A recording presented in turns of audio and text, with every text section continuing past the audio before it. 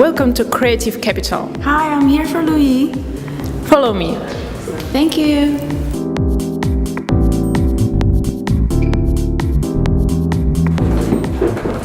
Condé Nast Center, welcome to Creative Capital Shanghai. Hi Louis, very nice to meet you. Nice seeing you, follow me. So I'm going to show you around our nice office in Shanghai. So here you can see the graphic design team. Hello guys, you may say hi to Condé Nast Center visiting us today. Hi. Okay, and then we can go here now, and this is actually the strategy and operation team working here.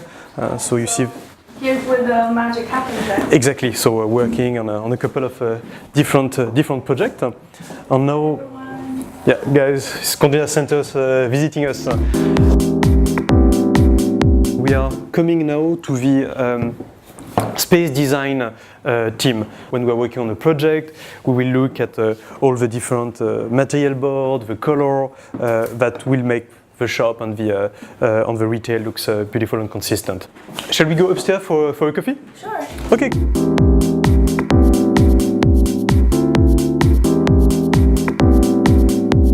Okay, please have a seat. Okay, thank you. Welcome. Hi Louis, thank you very much for joining Condé Nast Center today. What kind of creative agency is Creative Capital? Creative Capital is we are the first proudly made in China international branding agency, but with a true international team made in Shanghai. We've been working a lot with very big international companies, and we help them to bring very meaningful concept, very strategic concept for the Chinese market. To give you a simple example, let's say we will do a project for a very famous French fashion brand. It would be how to talk about this fashion brand to the Chinese consumers without using the Eiffel Tower. Yeah, So, the cliched days are over, right? I mean, like a super creative agency might come with a beautiful concept, but maybe either too conceptual or just too far from the reality of the consumers in Chongqing, in Wuhan, in Zhebu. And a local creative agency might be a little bit too first degree, not having the cultural insights on the brand. So this is what we help when we work with very big international companies. The second type of client that we serve, and we are one of the only, if it's not really the only international agency to work with very big local clients. So we've been working with like the leading Chinese lingerie brand, we've been working with a couple of the leading menswear brand in China, and we help them not on spot project but really on turnaround project to basically go from I'm selling a product to I'm selling a story. We are believer of storytelling. And then the third type of project that we do is going to be brand creation. Like for instance, in the US or in Europe, if you start a new brand, most likely you will work very, very hard. And after, if you are lucky, in 5 years' time, you have 10 stores. Yeah. In China, if a client is the right client and has the right resources, within 2 or 3 years, it's possible to have actually 300 or 400 stores open. And then they really need, from the beginning, a very consistent concept, very storytelling, very narrative that help them to roll up quickly the project. So in terms of touch point, things that we touch, so we are really at the strategic level, we don't do production, we don't do media buying, we're really a creative agency, so we start from the storytelling, The branding side. from the branding side, we then move to visual identity, to a retail concept, to a web or app design, but really each time the creative concept part, not the production, not the coding, and that allow us to give the client very consistent and organized, appealing story. So when you work with international brands and local brands, are you seeing like major differences between what they want or what they expect for the Chinese market to react? Yes, definitely. Most of the well-established foreign brands have a very clear DNA, have a very clear concept, and then it's much more about adapting this concept to the Chinese market.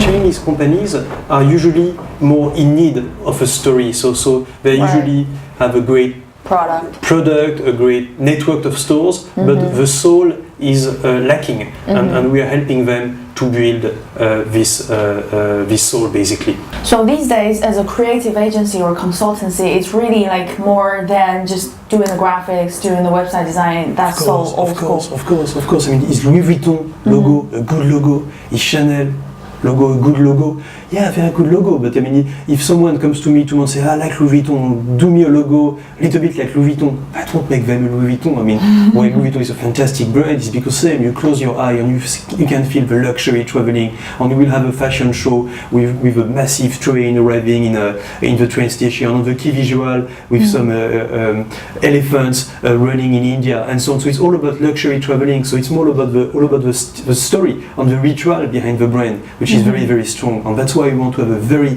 consistent, compact approach. I'll show you something. The issue of Chinese companies compared to Western brands, and I mean this issue can apply to some Western companies as well, is what brand is this? Is this HP or is this Lenovo? No clue. No clue. Okay, so this is actually Logitech, and I can assume that they spend probably quite a lot of money and time on the design. And this is the problem of too many design or advertising agencies. They spend a lot of time on micro detail. Is this grey good or is this grey good? And consumers, they don't see the difference. If I show you my mobile phone, or if I take your mobile phone, you know what it is. So in design or branding, I mean the micro detail, of course, do matter. Of course, it's important to have a good and pretty design, but overspending time on some micro elements is sometimes a waste of time in terms of what the company wants to achieve, and also what the customer will actually really feel. So we believe much more in consistency, in story, and this is why I'm in love with brands like Apple. I mean, it's kind of a temple of knowledge, or I'm in love with brands. Cosmetic brands are very interesting to study. I mean, we look at L'Occitane, Fresh, Benefit, Kiehl's, Innisfree. They are really telling a story. They don't need to use expensive celebrities. They don't do a lot of expensive outdoor advertisement, but the story is very, very strong. The consistency is very strong. I mean, you think about L'Occitane, you close your eye and you can see an old church in Provence, and you will see the lavender, and you can see the red tiles, and so on. And this is really what we built, and that's why we want to have a very consistent approach and bring story into the concept. Like, if we imagine you as a brand, so when did the brand Louis started? Can you tell us a bit of a story about Louis how brand, you started? Okay. I have a non-traditional background in the design and branding, which I believe has been a great asset for Creative Capital here. I don't come from advertising. I'm not a designer, I'm a marketing guy. I mean, I'm in love with marketing, I'm in love with concept, I'm in love with story, I'm in love with literature. I study in Italy, it's called Bocconi. I did an MBA in New York at Columbia University. So I've been really traveling the world for study and also for work. And I've been I started my career about 15 years ago in China, in the wine and spirit industry, doing marketing. And then I did that for some time, and it was a great experience. Then I opened a small chain of flower shop. So I was actually in the retail. So it was great because on one side I created a very strong brand for myself called Secret Garden. So we had a network of about 10 stores, and we also had a very cool B2B department providing flowers for Hermes, for all the big brands. This was a fantastic experience because having been myself on the retail side, having created my own brand, I really knew the issue of most of my clients which are in retail, whether it's fashion or whether it's cosmetic. So I know, I mean, the challenge that you face as a retailer. So what are the biggest challenges? What are the biggest challenges? I mean, first, as a retailer, of course, you want to have a very pretty shop, but the cost per square meter also matters. So if you use Egyptian marble for the tile, it's beautiful, it's way too expensive. Of course, a cashier in a shop is not pretty, but if you put the cashier, I don't know, in the back room, not on the store, well, the store manager will go to sleep in the back room instead of being on the floor greeting clients, because retail is a business where you have to be on the floor selling product to clients. Visual merchandising, I mean, I was actually we are implementing visual merchandising for us. So all these tricks have been giving me beautiful insights on actually how to work on them not as a consultant but really as an operator. And after Very hands-on as well. selling Secret Garden, I realized two things. I realized actually I was good at creating concept. We created a very great concept for ourselves, and we created some beautiful B2B flower decoration for clients, really doing, if we are doing an event for Hermes, it would be like very natural and very, with some organic element. And if it was something for Versace, it would be very strong color in contrast, so really putting story and concept into our design. So I realized that this skill set. I also realized that retail is a very exciting industry. It's a very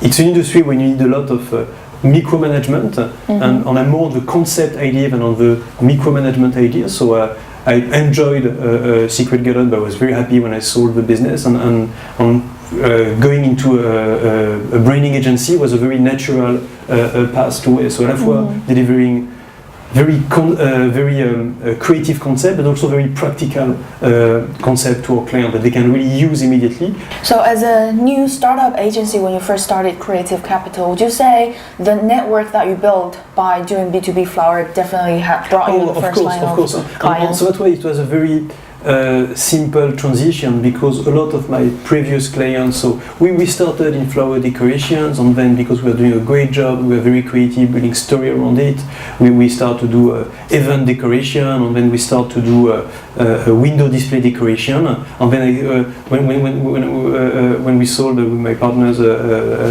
Secret Garden, a lot of the previous clients was very happy to work with us in Creative Capital on more conceptual and strategic project. So when a new client comes in and when you are creating the pitch and trying to understand the brand, like how does the team work in terms of like who does what within your agency? Okay, we spend quite a lot of time on first doing a benchmark, understanding what the competition is doing. Before to go to dig into creativity, we need to understand the market, and no agency can know the market better than the client. So we need to start.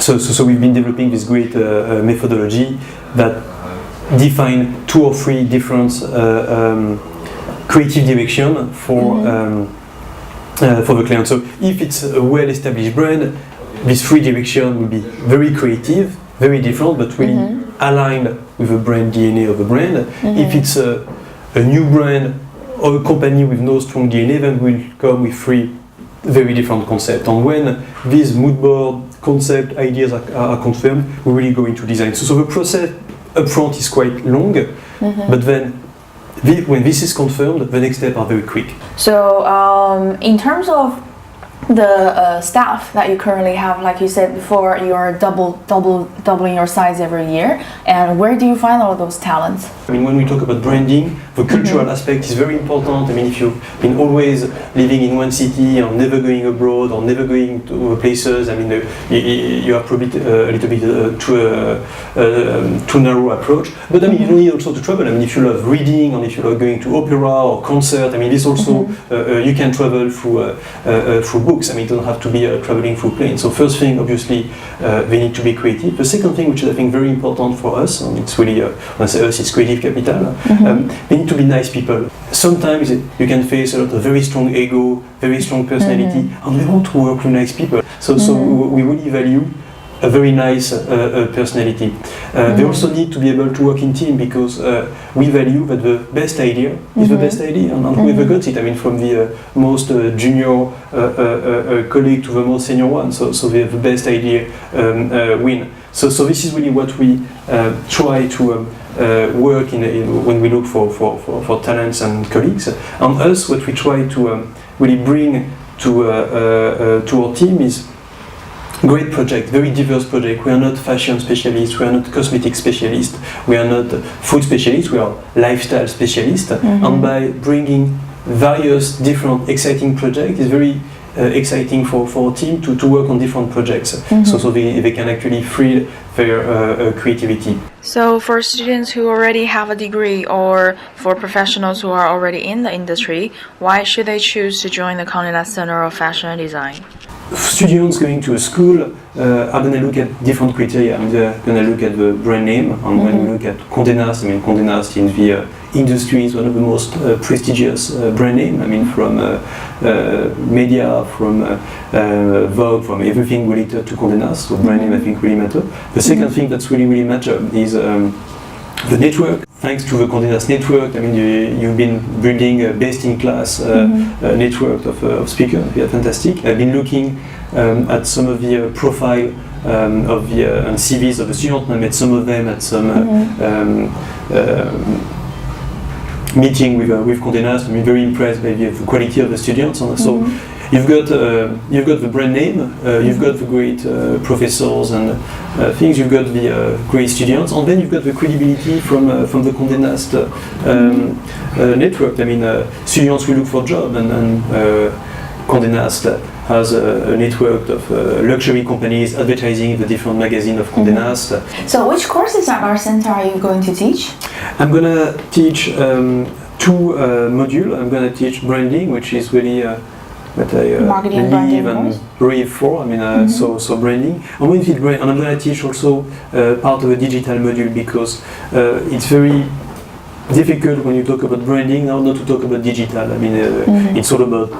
I don't really like the word because it's a bit overused, but O2, online to offline, or offline to online. But still, I mean, it is very important. Of course, retail has future, and of course, but retail has to change. And of course, digital is impacting the retail. And a lot of the brands that we know and we work with, and they need to better understand and better integrate the digital to their strategy. So I think this has to be seen and studied together, and digital not being just, I don't know, a banner on a website. I mean, all the viral campaign and application from Weixin to Weibo and so on are becoming more important, and they need to be thought as campaign with a branding background. So for the branding module, what are the highlights that's going to be included in this module? First, you need to understand what really branding is, and with a big B. And then you also need to understand what kind of company you are working for. I mean, if you are working for, let's say, Louis Vuitton, or your marketing job is much more the operation level, so to understand the guideline and to respect them and adapt them in a smart way for the Chinese market. If you are working for a new brand, Chinese brand, or a Chinese company with more flexibility, then you need to be much more creative, very consistent, but much more creative. So we really cover this different approach of branding. So have you looked into the student profile that we currently have? Yeah, that's what I was saying earlier on. So very impressive. I mean, what are their kind of average background, or are there any surprises that you didn't expect? Very diverse, which is great. I mean, you want them to have diverse background because you want them to be able to bring new ideas into the class. So the one I met some a girl doing visual merchandising for a very large Chinese fashion brand. I met another smart girl working for actually a big fashion magazine. Who else? I met the founder of a shoe brand. So very diverse. Is the age group kind of older than we expected for this kind of course? I think if students are very smart, if some have 3-4 years experience, or some have only 1 year or even a couple of months, it can actually create a great alchemy. I have a feeling that they are slightly older and more experienced, which is great. But even if there's a few of them which are younger, they will be able to bring great freshness to the class, maybe some actually very interesting insights on the digital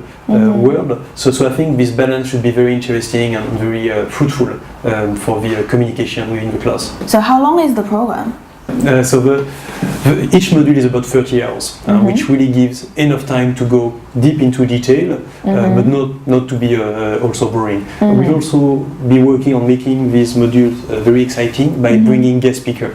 So we've got a great network at Creative Capital of friends, partners, clients, and some will come to the classroom to share their experience. So we will make it very interactive in order to, I think, to get a much better learning process and insight on the real world when there will be starting to look for a job, and they really know what to expect, or what their management and colleagues would be expecting. So what are the kind of jobs our students can get when they graduate? To have a successful career, you need to understand your strengths and weakness, and where you are good at.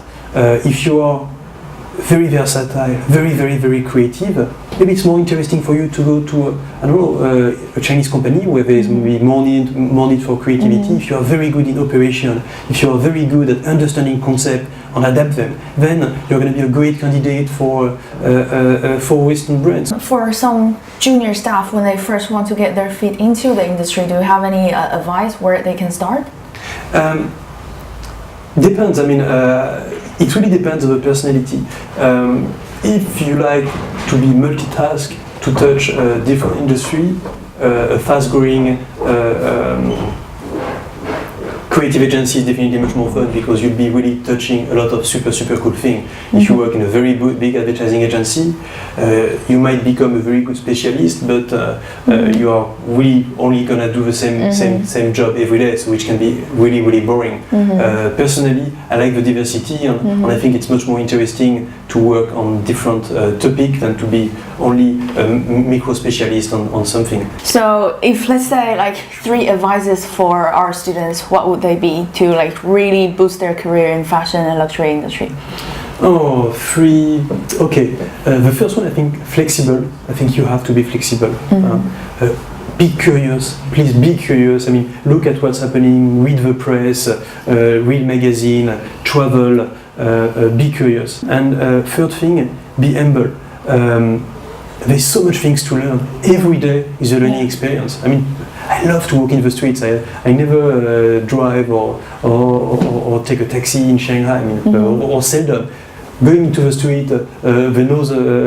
Inspiration's everywhere. Exactly, inspiration is everywhere. Inspiration is everywhere. Thank you very much for Cool. your time. Okay, thank you. It was very helpful today, and we Awesome. look forward to welcoming you at our center.